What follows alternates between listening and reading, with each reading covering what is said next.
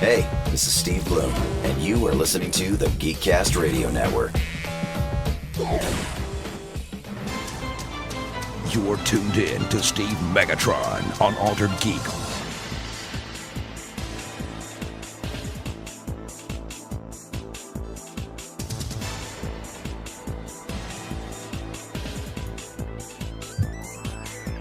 Hello and welcome to the long-awaited Altered Geek. After taking December off for the most part, we returned, and I am Steve Megatron Phillips. Joining me is Mike the Birdman Dodd and Alex from This Week in Geek. Oh my God! We're on a podcast! It's almost like we do this on a weekly, bi-weekly, and all the time basis. Hello! It may have been it's probably been about a month and a half since we recorded a whole slew together, right?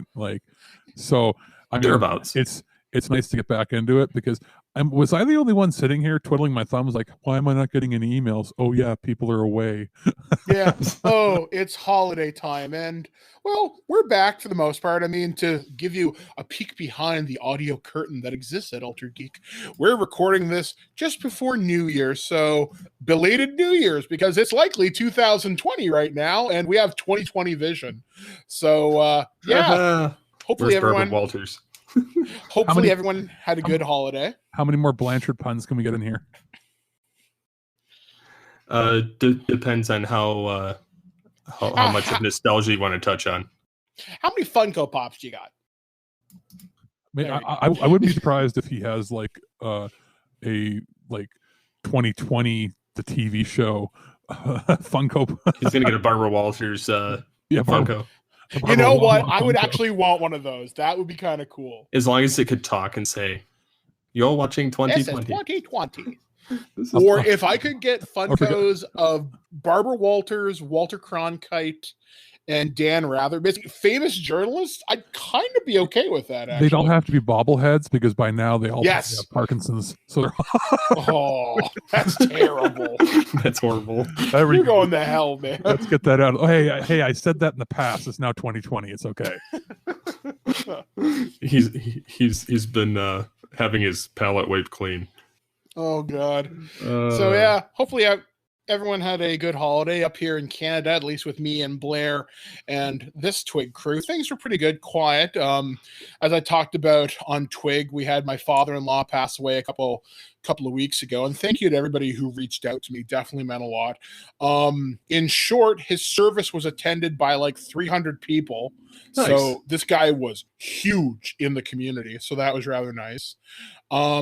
Our Christmas was it was small, somber, but very, very sweet.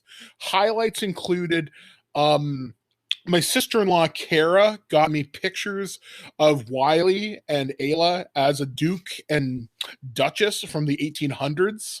That's so awesome. They look ridiculous. And I got Blair a life-size crocheted Baby Yoda, which she cried. She was so happy. And Blair, I saw that thing, and for something handmade and that quickly, it's insane the quality. Oh yeah, like the girl who makes it is, I know her. I used to know her as Toronto Wonder Woman. She was a cast member with me on MTV Creeps a couple years ago, and we've just stayed in touch ever since. She's given me a few handmade items over the years, but if I need something made, I go right to her, and her quality is second to none. Nice. And she got me a cup that says, "Don't be a cuntosaurus." So I love my wife, and my coffee tastes that much more vulgar. So good times. What about you, Alex? I have been sick, which I very rarely get, but I decided I'm going to visit my mom and my grandma for Christmas. Went over Christmas Eve and immediately was sick for what felt like forever. I basically slept from Christmas Eve until I guess the 27th, 28th maybe, and then finally feel like 100% now, and I'm like, where did my Christmas go? At some point, I made a turkey for everybody, but I have vague recollections of doing that half asleep. Did you slaughter it yourself? I'm like, yeah. But overall, I mean, other than being sick, it was again pretty low key.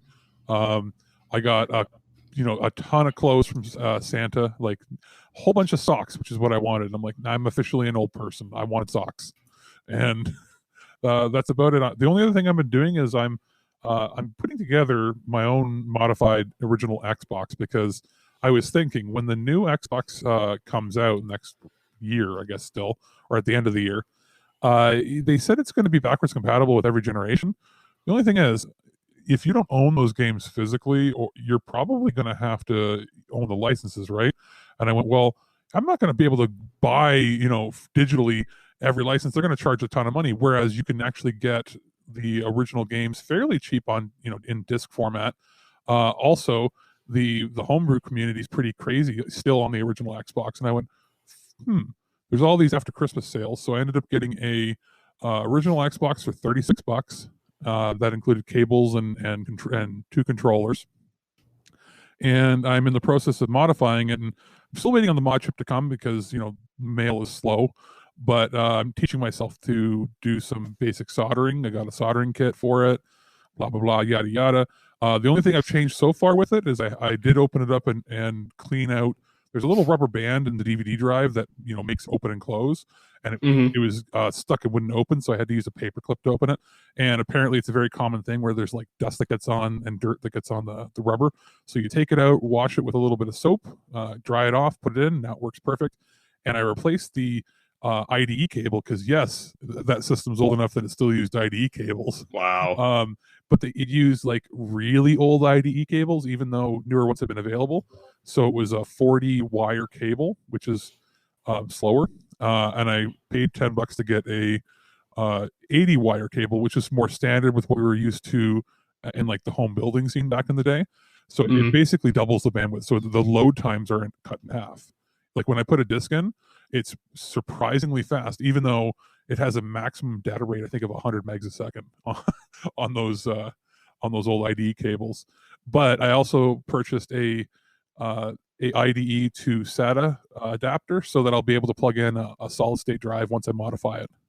Nice. So that's sort of, I'm like, I didn't get really anything geeky for Christmas myself, but I got a bunch of gift cards and stuff, and that's what I'm putting it into, is building myself an ultimate retro Xbox.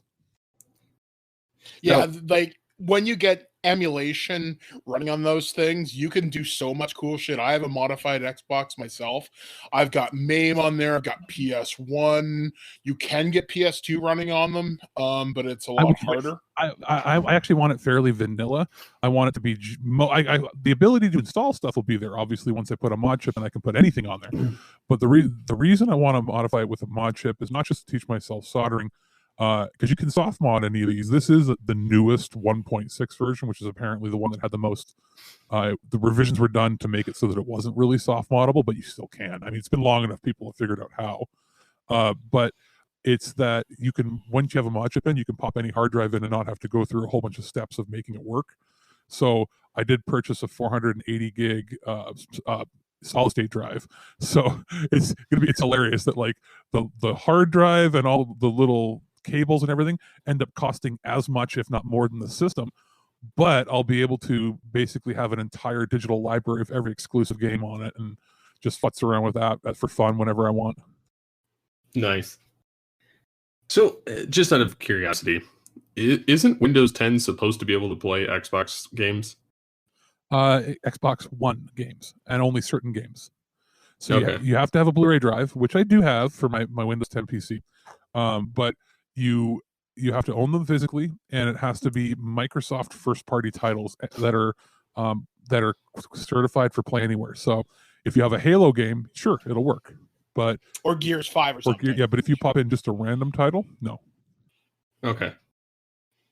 So Xbox Game Pass is wonderfully worth it if you have the need to play some of these games. Like I recommend stuff like The Outer Worlds or Gears or Halo. It's totally worth it. I also I have a GTX 1050, which is good enough for entry level 1080p gaming, but it's mostly there just for the video encoding capabilities of it. I don't have a card powerful enough to really run those games at max, and I have an Xbox One X, so I would have to go. I have a really good PC when it comes to like the CPU and everything. It's the Ryzen 3 series, like the newest Zen 2 architecture, which is great. But my video card is like 5 years old, so like it's not really worth me doing that on there. So otherwise, I could see myself playing some games on there if I had the ability, but I'm also not the guy that's going to spend $500 upgrading my video card. No, or more. I don't understand how people can put like $1,200 in the video cards. Yeah, well, yeah, my dad spends like about that, but he buys 2 so he can have them. SLI. But like honestly, I have one, and it's a GeForce GTX 670, and it's got 2 gig of memory on it, and it works fine with everything that's out now, and it's probably 6 years old. It's probably more than that. It's probably that's a generation or 2 before mine. So okay, well, and yours is about 7 years old. Yeah, and honestly, it works with everything, and I can plug in 3 monitors. I think Mike's is the same generation as mine when I checked, but yours is actually 1 or 2 models higher. So you like mine is? Yes. Cool. I'm pretty sure yours is a 1060 or 1070. Whereas I'm gonna upgrade this year at some point, but I don't know. But I'm not sure. Yeah, we'll figure it out. But yeah, like I've been holding. I'm just gonna throw money at it until the problem goes away. I've been holding off because I've got that like the new AMD system and everything. I'm just waiting probably for like there's the 5500, the new AMD ones that are coming out. I'm waiting for something to come out at the and not like in American dollars, but like something in the like $250 Canadian range, which will be like one step below that. Probably in the summertime they'll come out with something that has the newer encoding capabilities of the newer codecs, and then is like a marginal upgrade to my gaming. Like I would like something like that, like just like keep me modern so that it can do anything. I don't expect it to do like I'm not going to be doing 4K gaming on my PC unless it's through like Stadia or something, because I don't see the point. I'm a console gamer. Mm-hmm. Yeah, that's one thing I don't want to upgrade anyways for now is the video card, because I just don't want to dump the money into it. And honestly, like I used to be a console gamer, but I'm not anymore. Like I pretty much do PC, and that's about it. Yeah, but that's more so because for you, from your taste of games and like the fact that with your kids and everything, I could see you, if anything, eventually getting a Switch, and that would be plenty to do whatever kind of games you.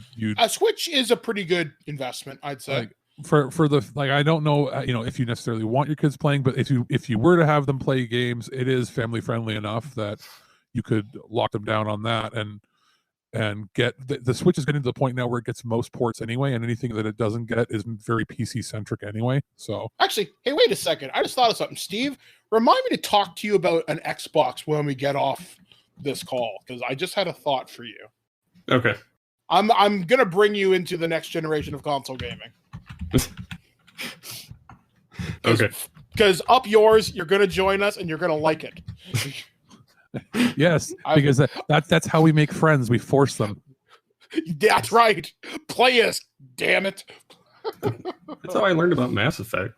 See, it's worth it. It's gorgeous and so beautiful. And actually, it was really good. So, but yeah. So I mean, like as far as the stuff's concerned, it's that's kind of what I'm geared towards. I've been an Xbox fan for years because I just prefer their architecture and their controller.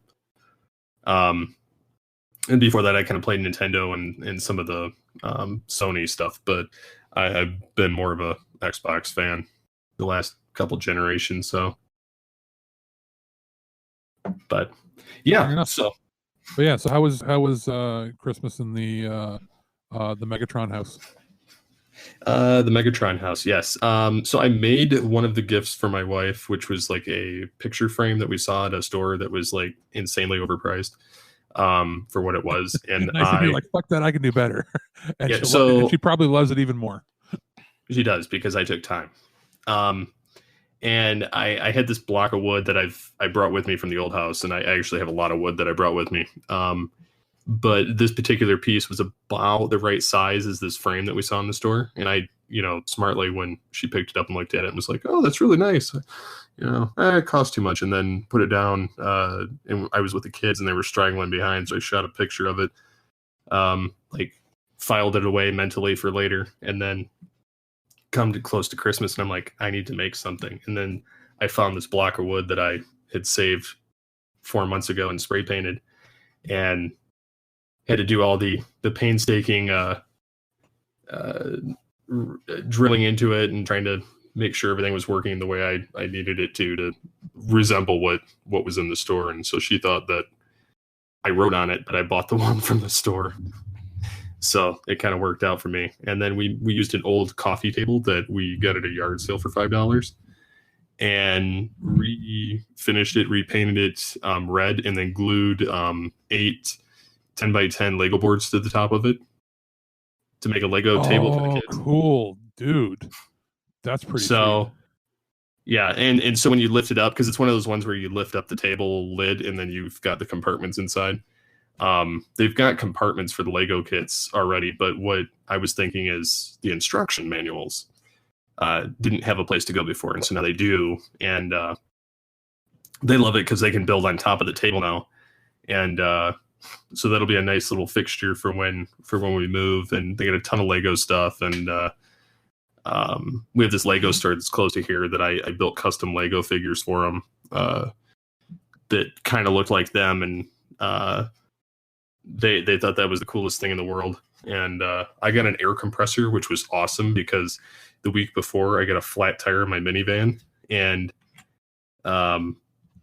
I was going to take my son up to the store, and I get in the minivan and I start getting out of the driveway, and I'm realizing that it's not sounding or driving right. And so I pull back in the driveway and realized that I had a completely flat tire, no air compressor, and the van doesn't come with a spare tire. So Ooh. I had and the other vehicle was gone because my wife was gone with my older son out doing something school related. And so I got out the bike tire pump.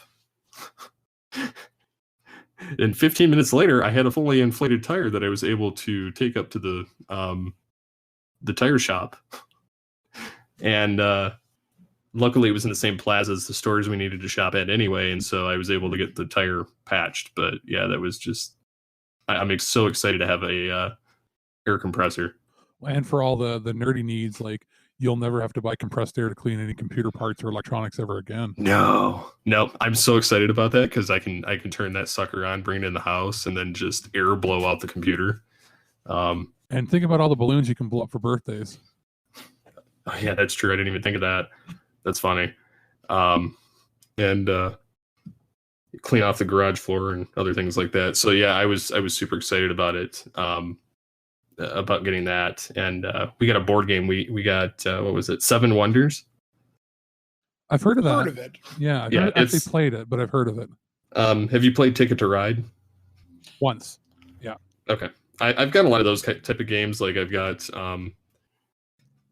that, got Splendor, got Settlers of Catan, and a bunch of other games like that. So do you guys do like a board game night at home? Oh yeah, all the time.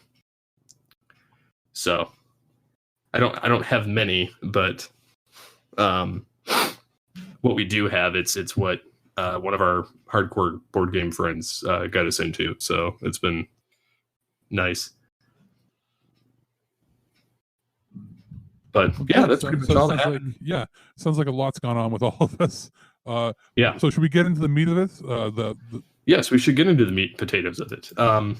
So Star Wars sucked. All right, good night, guys. Unless you're the Mandalorian. Okay, well, let's talk Rise of Skywalker first. We'll go around the panel and each give our, Reader's Digest version of what we thought about it, what we liked and what we didn't like. So I'll start with either of you. All right, I'll go. Because then I know that Dodd's going to say what he wants to say and be long-winded and then never want to talk about it again. So I'll be very simple because I was very elaborate online with it. This is a movie that is 2 hours and I think 10 minutes long in theaters that should have been 4.5 hours based on the plot. So it either should have been 2 movies, but they were obsessed with having it be a trilogy, or they should have found a way to tell the story with actually having a proper pace, because the movie starts, never gives itself any time to breathe, is MacGuffin after MacGuffin after MacGuffin, bad writing after bad writing after bad writing. Also, bad take after bad take after bad take, which was surprising because even with the original, or not the original, the prequel trilogy, as wooden as the dialogue was, it still sounded like it had been well rehearsed. There's a lot of scenes in this movie where it sounds like they're saying the lines for the first time and then never ever come back to it. Plot holes abound. What else? There's no point to anything. It seems like it was written by a 6-year-old, and I hated every aspect of it with every fiber of my being, except for Palpatine, because Ian McDiarmid is a fantastic actor, and I'll give him. He did a fantastic job with what he could. Also, Wedge shows up for like 3 seconds on the screen. I'm okay with that. And that's it for me. Dodd? Okay, so where does one start with this betrayal? If you At the end? At the end. Okay, so I just read this today. Rumor, or maybe it's confirmed now, I'm not sure. Kathleen Kennedy, the president of Lucasfilm, wanted to bring Palpatine back, and Palpatine has been the bad guy throughout all these movies. Okay, that's cool, but you've just undone what the heroes have done in 6 movies. Okay, first off, when the Emperor comes back in this movie, it just comes out of friggin' nowhere. And this seems like way overcorrection for The Last Jedi. I neither love that movie or hate it. I'm indifferent to it. It was okay. I didn't hate it, but I didn't love it either. The Rise of Skywalker, it never gives anything a chance to breathe. It's nothing but fan service moment after fan service moment. And while some of that is cool, it doesn't connect with you the way that it should. And I was watching Mark Bernardi from Fat Man Beyond, Kevin Smith's podcast, and he made a really, really, really good point. Do you remember in Avengers Endgame when Cap has the shield and Mjolnir and his shield's cracked and he has the shit kicked out of him? Mm-hmm. And he says, and you hear Sam the Falcon say, "On your left." And he's like, "Oh, my friends are coming." Right? And you have that emotional moment, and that really connects with you. Mm-hmm. In that moment, that character was reinvigorated, alive again. And you as the audience were right there with them. In this movie, Lando and Chewie take off with the Falcon. They're like, "Don't worry, we'll bring help." And just when the fleets of Poe Dameron and all his buddies are having the crap kicked out of them, you hear a voice over the radio say, "We're here. Who's here? All of us." And Poe Dameron is really excited. Poe Dameron has met Lando for a grand total of 5 friggin' minutes. Mm-hmm. So you don't connect to it. You don't care. We're excited as the audience because we know who Lando and Chewie are. We know that they've got this audience. But Poe Dameron does not give a shit that Lando brought his buddies because he doesn't know him. That emotional payoff moment is not there. And that's the problem with this movie. This movie is supposed to have all these emotional moments. And while there are some in here, like, one of my big problems with this is this movie had a chance to be ballsy because at least with The Last Jedi, they killed Luke. That's a pretty big friggin' deal. Yep. And this one had the balls to kill Chewbacca and 3PO, but both those were retconned or reversed within like 20 minutes of each other. Like you see Rey Sith lightning and blow up a transport. Oh, he's dead. Oh, wait, he's on a Star Destroyer that just so happens to be in orbit. Okay, I'll let that go. And then 3PO, the line from the trailer, "I'm taking one last look at my friends." And you find out he has to have his memory wiped to read this Sith dagger, which, by the way, to hell with that. And like his memory's wiped and he gives them the location to Exegol. Cool. Oh, there's a backup of 3PO in R2's memory? How convenient. And it just happened to be before the mission. Yeah, exactly. Oh, thankfully, there's an iCloud backup of that. And the most annoying thing to me about Rise of Skywalker, and I've said this many times before, I said this on national radio a couple of weeks ago. is when you look at Rise of Skywalker, it's like somebody handed Kathleen Kennedy, J.J. Abrams, and the writers, they looked at Star Wars canon since 1990 and forward, because all that's been wiped out now, with the exception of Clone Wars, Rebels, and some novels and some comic books, which is fine. But they took the existing EU, read through it once, didn't understand what they were reading, wrote down what they could from memory after only having it read once, wrote it down in crayon very, very fast while someone was swapping out notepad papers, handed these to the writers of Rise of Skywalker, and said, okay, here's some cool ideas. Can you make it work? Yeah, sure, maybe, I guess. And what we got was very sloppy, very fan servicey without making any sense. I mean, the Emperor coming back to life happened in a comic book series called Dark Empire in the 90s. Which was awesome. Yeah, which was great. We had Dark Apprentice Luke. We had a really weird storyline where the Emperor was going to be born into Leia's unborn son. Okay, creepy and weird, but cool. And he kept cloning his body. Yeah, and he kept cloning his body. There was a reason for him to come back. I mean, I'm sorry, when the Emperor got thrown down the shaft of the second Death Star, he was frigging atomized. You ain't coming back, Mr. Darth Plagueis the Wise. No, you are wiped out. You're Darth Sidious. You are dead. D-O-friggin-A. And no, just there were some cool moments, and then this randomly throwaway lines like, you're part of a dyad now. Excuse me? You're a part of a what? Oh, we're just going to gloss over that. Don't worry. Lightsaber fight. Oh, and now teleportation's a thing in Star Wars, because randomly you can now pass objects back and forth through the Force. Or you can force fight in two different locations. Yeah, because you know what I would do? Because reasons. You know what I would have done if I was Rey? Always have a thermal detonator on me. So when Kylo Ren decides to contact me, click, boom, movie's over, roll credits. But no, there was just this actually happened. So when I'm in Rise of Skywalker, I'm sitting with my wife Blair. I'm in my wheelchair, and the second credits rolled, I turned on my wheelchair and I drove out of there pissed off. And I ran over my wife's purse. Thankfully, our phones weren't crushed, because I was that mad. And Blair's like, did you not like the movie? I'm like, no. And Blair's like, I hated it too.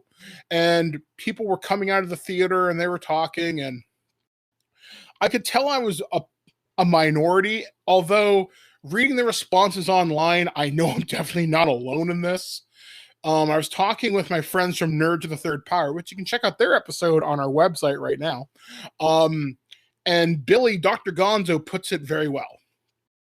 The expanded universe should expand the universe, tell more stories, give you a little bit more background if you want it. It should not have to explain it.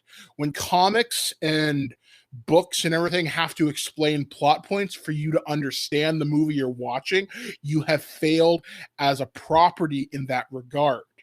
It's cool to read the Mass Effect novels that explain who the elusive man was, but you don't need to read those to know who the elusive man is in Mass Effect 2 and 3. You just know he's the bad guy, he fronts a human supremacist organization, and he sucks.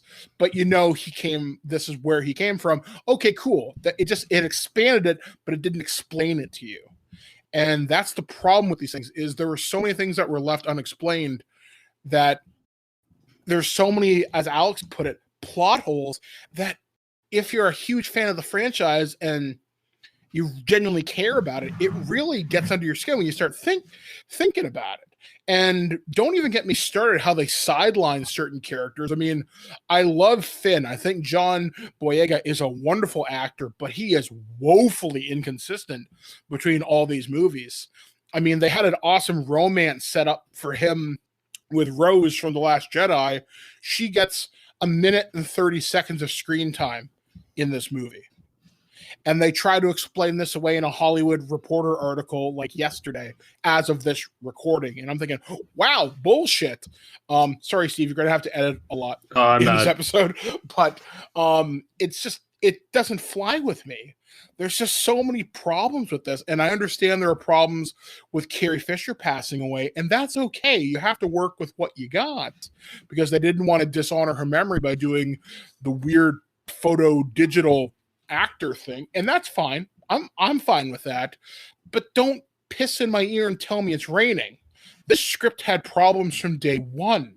The problem with the new trilogy is canon was thrown out the window, and it doesn't make any sense. There was no creative and directorial vision from movies 1 to 3 that said, okay, here's what's going to happen in movie 1. Here's what's going to happen at the end. We'll make it work. There was no unified vision. Say what you will about the prequel movies, but that was a democracy that turned fear into fascism, and you saw how the Galactic Republic fell.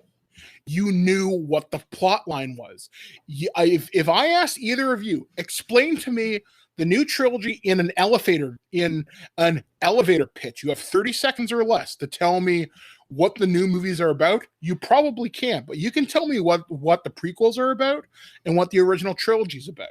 The new movies, you cannot. I can tell you what it's about. Here we go. Yes. No, here we go. J.J. Abrams only makes remakes. So the first movie is a remake of A New Hope. Yeah. A remake of A New Hope disguised as a new movie. So it's a lie. Last Jedi is a side story masquerading as a main story with a stupid way to kill off the main character of the entire series. Yeah. And the newest one is a convoluted mess. It's 3 movies mixed into one. Yeah. In other words, they should have gotten rid of Last Jedi. You want the actual plot? Okay. Yeah, good luck. There wasn't one? Everything is cyclical, and this is just a remake of the original trilogy, almost plot for plot point, with a lot of special effects that didn't need to be there. Done. Okay. But again, that doesn't explain everything, because you cannot explain everything. I mean, that being said, I will say positive things about the new trilogy now. I like some of the characters. I like Rey. I like Finn. I love Poe. Hell, I wanted to see the Poe and Finn romance. That's a bromance. When they meet each other in The Force Awakens after they think each other's dead, they give each other a look of, man, I'm so glad you're back. And it's a little more than friendship, and I'm okay with that. They pushed for that, according to Oscar Isaacs. But Disney, they're not ready to take that risk. Give it 20 years, probably. And I like Kylo Ren. He looks cool. He sounds cool. Adam Driver is a great actor. With what he's given, he's neat. I like him. He's really neat. The First Order design aesthetic, I love the look of Imperial technology. Always have. Although, if you paint the bottom of the First Order Stormtrooper helmet, it looks like Donald Duck. But that aside, there are some really creative locations in these movies. That's neat. We see different biomes. That's cool. Seeing the original characters back, that's kind of neat. Making some ballsy decisions like killing Han Solo, okay, I'm totally fine with this. But half-cooked ideas and cool concepts are not enough to carry a saga 42 years in the making. If this is the capstone to the Skywalker saga, it ends with kind of a wet fart. Well, okay. Wasn't there some sort of big hubbub over the last 2 movies building up his Kylo Ren's basically like enforcer group? I forget the name of them now. The Knights of Ren. Boy. Yeah, they're in, what is it, 30 seconds of footage, and they get killed in like 2 seconds. Yeah, and if you want to know more about them, you have to read the comic books. Screw off. And here's the thing: even if I read the comic books, if I was a fan of those in the comic books, I'd be like, "They're so cool." Wait, they died in like 30 seconds. There was nothing to them. So what was the point of buying the comic books? Yeah, it's lame. Like, I actually went on Wikipedia last night to read up on the Knights of Ren, and you know who they are? They're not Sith. They're just dark side warriors who've been gathered by Kylo, who now leads them. The largest stupid thing that they've done with casting is cast famous people and then have them die or disappear within like 2 seconds. What's her name from Game Or of have them Thrones? hide underneath a As stormtrooper Captain, costume. whatever her name was, leader of all the. Oh, Gwendolyn Christie. Yeah. She was the Boba Fett of this franchise. They pumped her up in all the pre-release stuff to be a hugely significant part to the story, and she's in a total of like less than 5 minutes of the entire trilogy. Yeah, and it's killed almost immediately with no consequence. Like, if I was her, I would be fucking pissed. I would be mad that I was part of the sham. Yeah, like I actually read about Phasma, and she does appear in Star Wars Resistance, which is the animated series, which is cool. But yeah, she's essentially the Boba Fett in this franchise. She looks neat. She has a cool backstory. She's vastly important to the First Order, but she gets killed off by Finn in The Last Jedi, and I was hoping she would somehow still be alive. But no, she was Boba Fetted, and that bothers me. Because she's a wonderful actress, and that character deserves so much better. The whole trilogy screams corporate meddling, mismanagement, and hey, look who we have under contract for something. Let's just keep hiring people, and we'll create characters for them and see where it goes. Like this trilogy should have had all three Bibles for the stories written before anything was shot for the first part. Mm-hmm. And you can clearly tell they didn't. Because that's exactly what they've had for the Avengers. They've had every phase, main story plots, not every bit of dialogue, but all the main story plots for every movie is written for each phase before the next phase starts. And that's because Kevin Feige is running it. I mean, I'm not knocking Kathleen Kennedy because, I mean, we got the Mandalorian, but although that being said, she's connected in that with name only because she's executive producer on everything there. Is it Dave Filoni? Filoni, yeah. Filoni? There's he's the guy Dave that did Filoni and Jon Favreau. He's the guy that did the Clone Wars. Well, and Favreau did Iron Man. He launched the Marvel Cinematic Universe. Yeah, no, but I'm saying as far as if you wanted somebody to run your continuity for all your movies, you should get the Filoni guy because he's somebody who's done multiple episodes of animation. If you watch the end of the Mandalorian episodes, he's the guy doing all the art for those still shots. Those are all the storyboards. Like, oh wow, like they're not like usually storyboards are wireframe. No, he's doing entire paintings, and that's so those shots are not based on like, hey, we shot this on film and then I'm drawing it after. Those are what they're basing the film on. So it's like that guy's super detailed. Why don't you use him? So, but Kathleen Kennedy, I feel like she's, and if you look at her history, she started like anybody else as an executive assistant, but the problem was she got a lot of producing power without ever having actually produced. You know what I mean? Like she's been given a lot of executive power without actually getting her hands dirty making the films. She would have done that had she not gone and shot up from being an assistant to being a producer almost right away. I mean, maybe if she'd cut her teeth, maybe doing like another property animated show or something, that would have been fine. Like she started as she was an like an executive assistant to Spielberg, and then like on in the early 80s, like when Amblin just started, and then worked her way up in different companies from that. So it's like great, but I've never heard of her actually being a hands-on producer. She's somebody who sits there, takes notes, and then goes, here's what I want you to do, even though she doesn't have an eye for cinema, if that makes any sense. She is more of a business person than anything. But then which would be fine if she didn't try to tout herself as being like, she clearly takes all the successes and like praises herself, but then tries to deflect all the blame when something's wrong. There was one thing that she said. This was a recent quote from this past summer. She said in an interview, and I quote something along these lines. He says, "The problem is making Star Wars movies is we have nothing to base them on. We have no books, no comic books, or any established television. You are so beyond full of shit." Yeah, and it makes me mad. She didn't correct herself either after they said, what about the expanded universe? She could have said, we made a conscious decision at the company to move forward without these.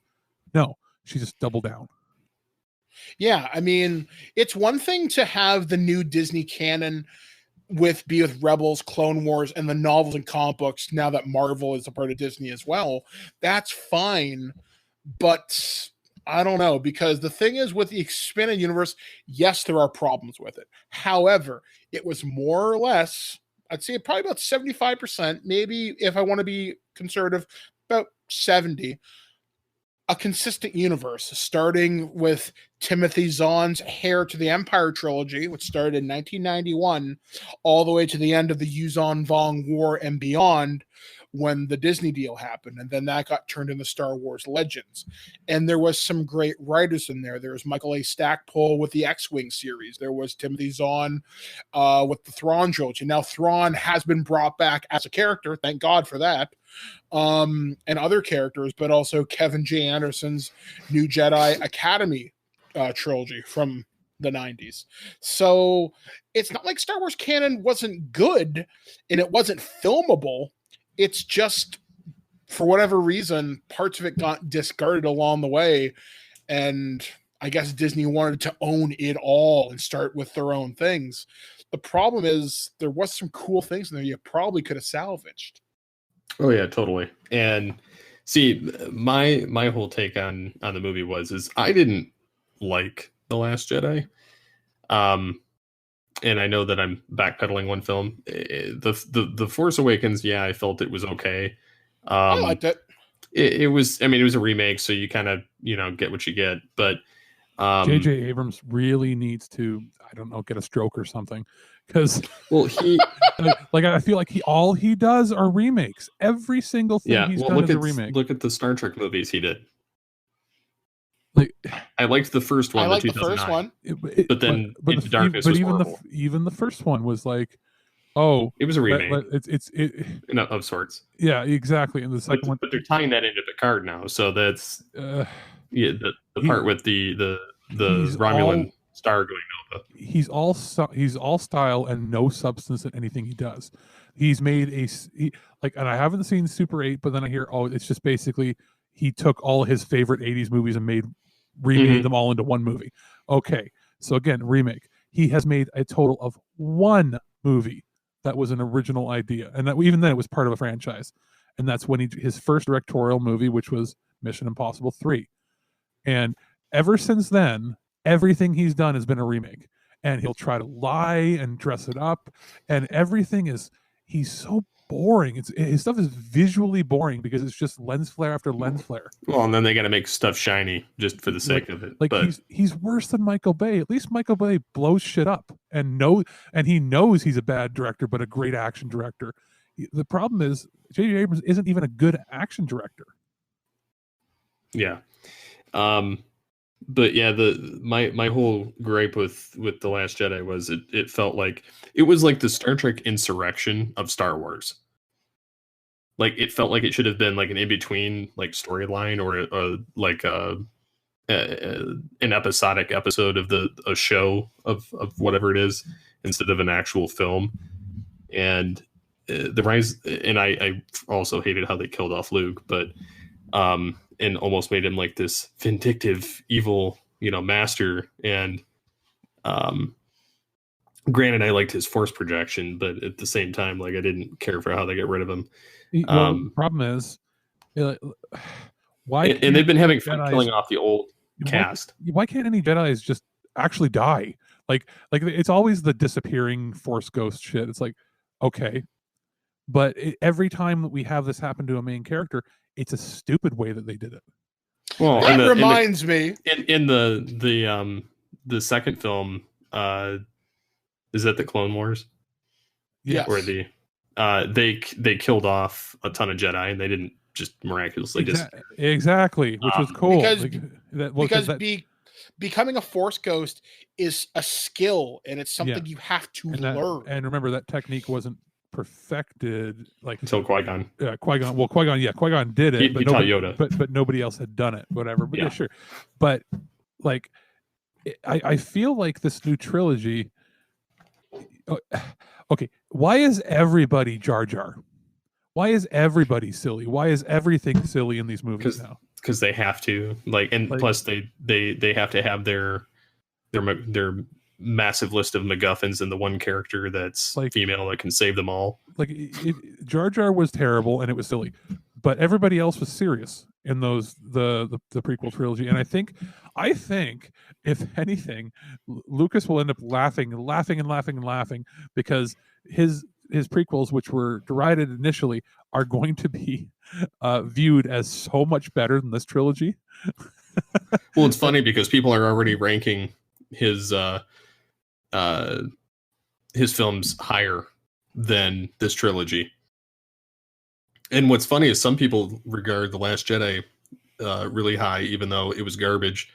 And no, it was really, and Solo was garbage too, but it was entertaining. Solo was garbage. Actually, Rogue you know One what? Aspects of it were decent. Solo was okay, but it wasn't what a Star Wars movie should have been. Exactly. No. Rogue One is the only one that actually works. And if you look, Rogue One has more in common with, obviously with the originals. Who directed that one?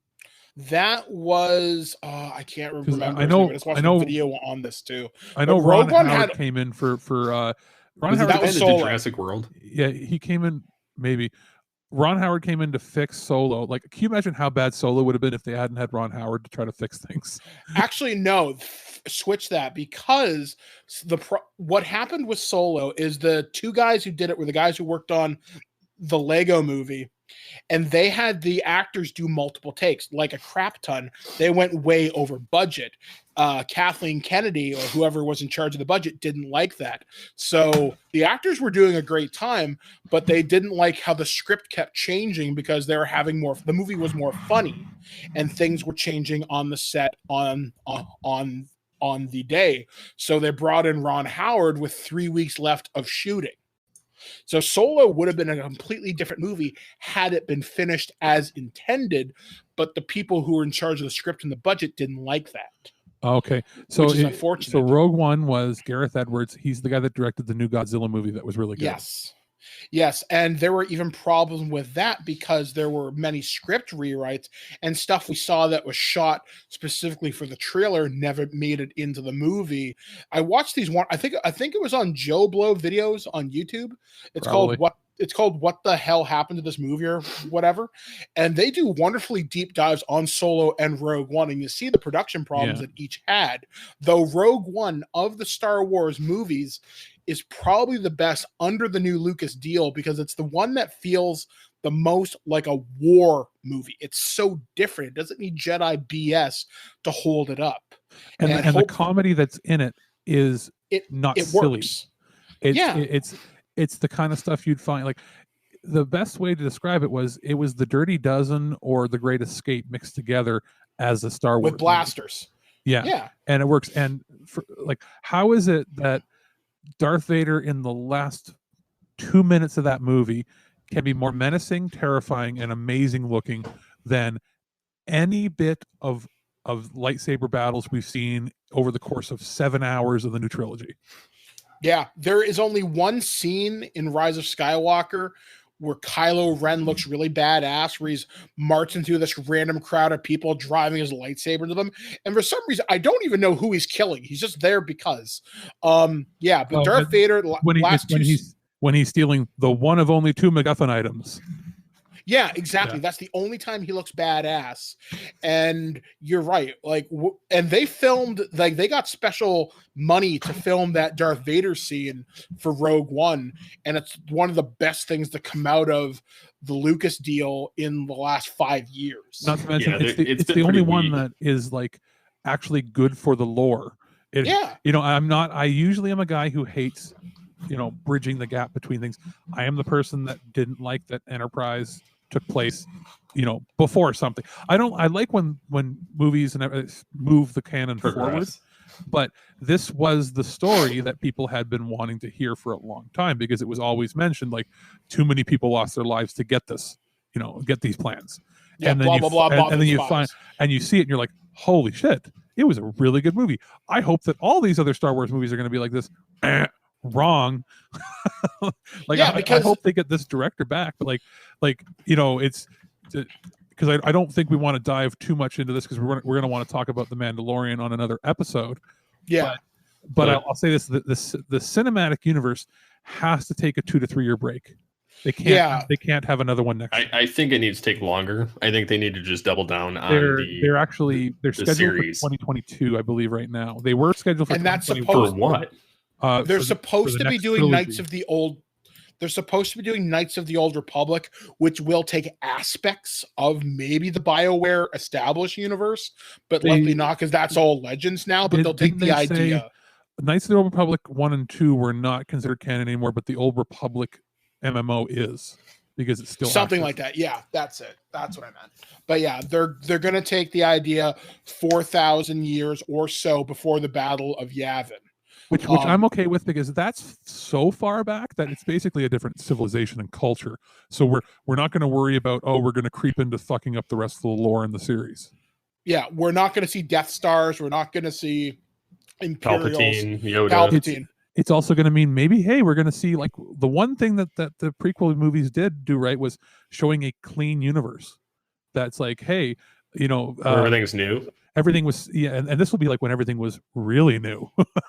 Like, hey, there's not going to be a whole lot of like ancient technology. You're going to have ancient ruins of like, pre-space age stuff, but you're not going to have like, relic old ships being, pieced together. It's going to be like when the population was a lot more and there were a lot more people that were Force users. Yeah, exactly. Like, there's so much from the old Republic era that's exciting. I mean, I used to read the Dark Horse comics when I was a kid. They were called Tales of the Jedi. And there's like blind Force users. There's Nomi Sunrider, Exar Kun, the great Sith Lord, the Sith Wars.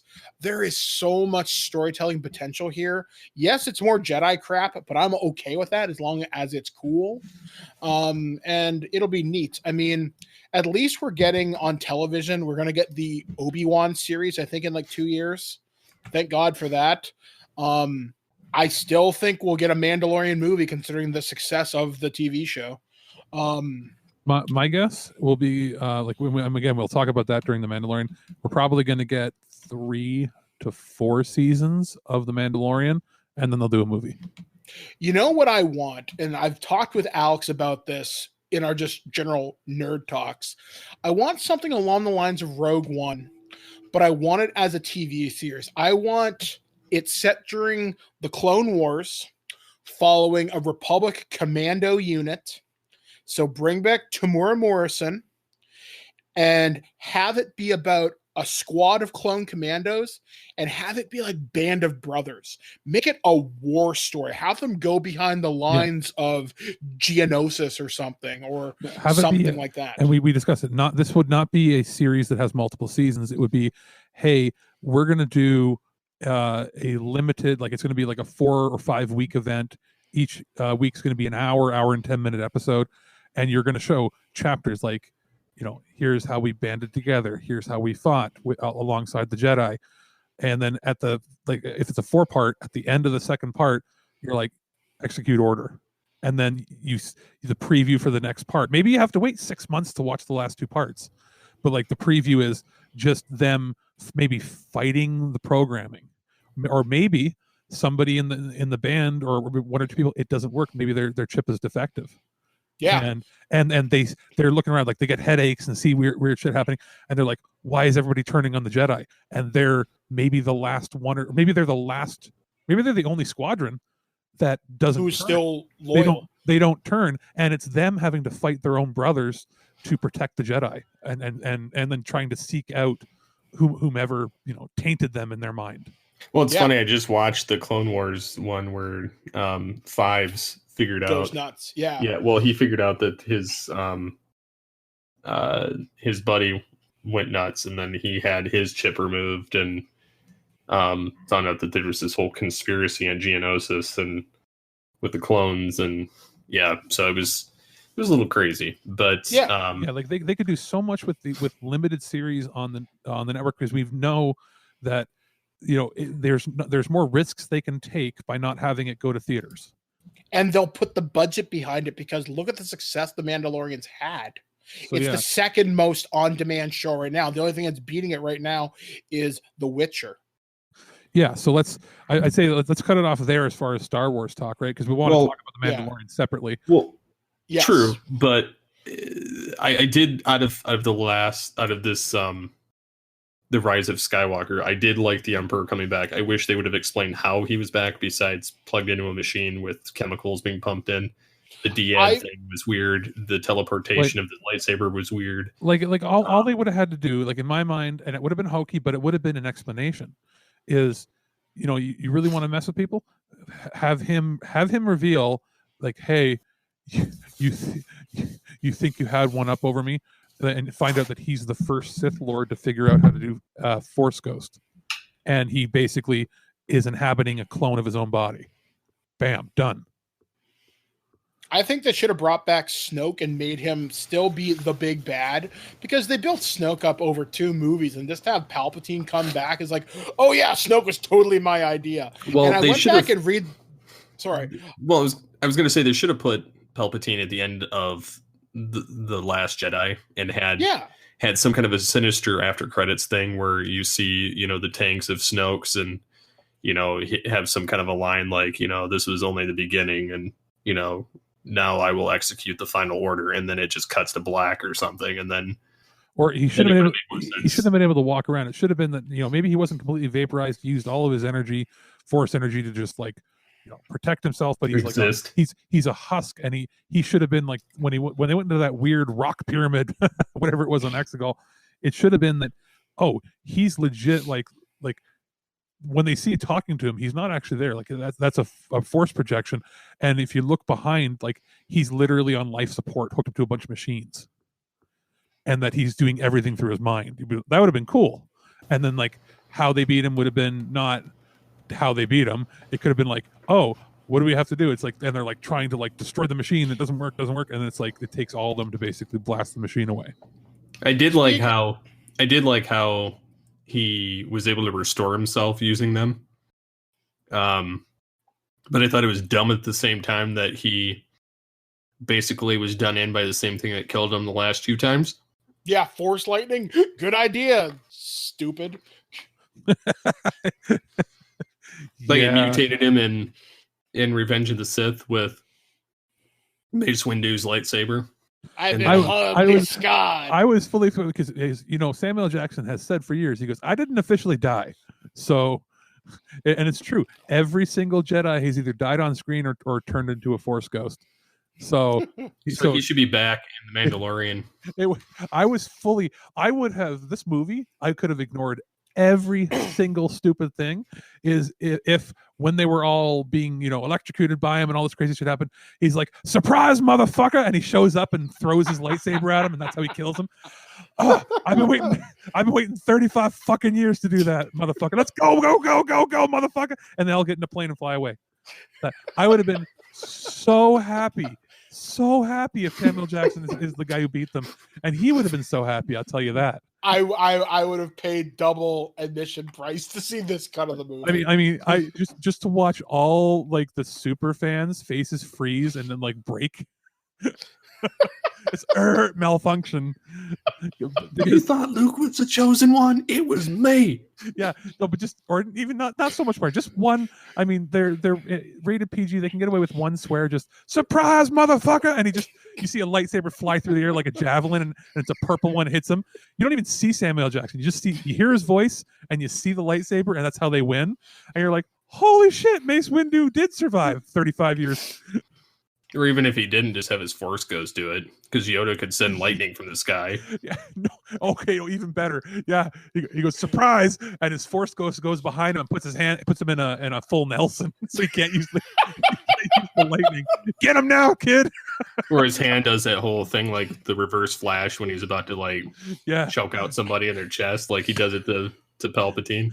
Turns to the camera and says, "What? Use your life support now." What? You didn't think black guys could be Force ghosts either? And then it ends with a Warner Brothers closing. That's all, folks. Yeah, that's that. I would have been in the theater laughing hysterically, and then I would have been like, "Oh God, J.J. Abrams is brilliant. He just trolled us with a 2-hour movie."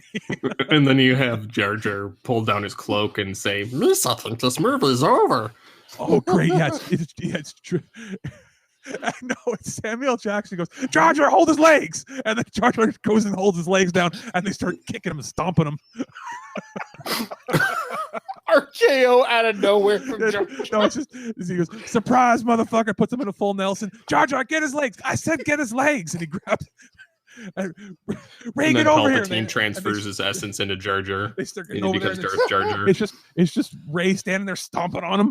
Get him good. She has no idea who these two guys are, but they're helping her out.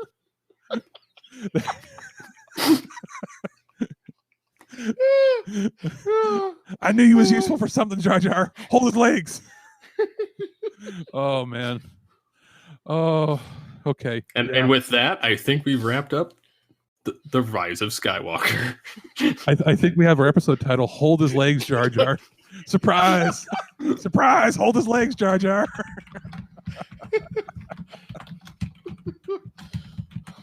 So Jar Jar Abrams. That works. Hold his legs, Jar Jar Abrams. All right. Oh, so how can the fine people reach you on the interwebs?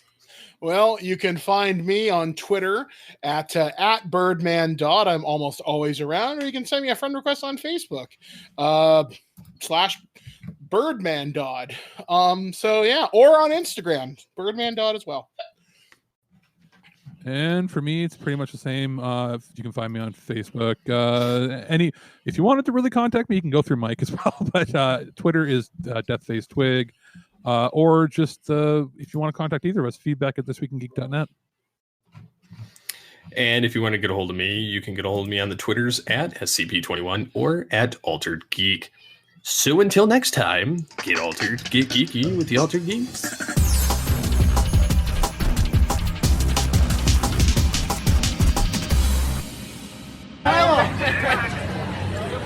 Clear the way, please. Control yourself. A lightsaber. Interesting. If there's one Jedi left, it's not you. Affirmative.